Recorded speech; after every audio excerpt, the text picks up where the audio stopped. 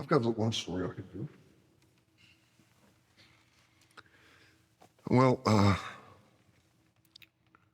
I went to Japan like 6 times a year for about 5 years, and David Manning had been doing something with the zoo or something. Anyway, he had a tiger cub. And so we were doing promos out at the house. A Japanese film crew was there, and they were playing with the cub. And Kerry comes out of his house, and there's a kind of a snake in Texas called the hognose snake. And he goes through a real act, just like a poisonous snake, but it's really not. And so all the crew was walking by Kerry's house, and there's this snake on his sidewalk. And Kerry calls me, he said, "Kev, it's a copperhead."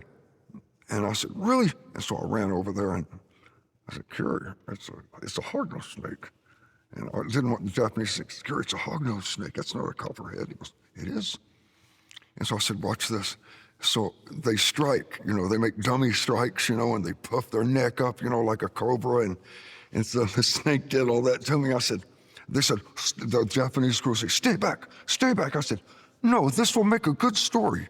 And so I stuck my hand over and the snake bit me, and I said, "Don't worry, I'll be all right." And I fell down dead, when Kerry's trying to start me back, my heart's back, and the Japanese are shooting pictures all over it.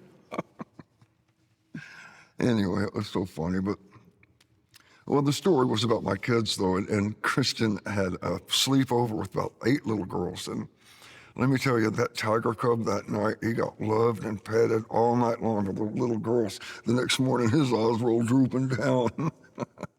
But, yeah, that's my tiger story.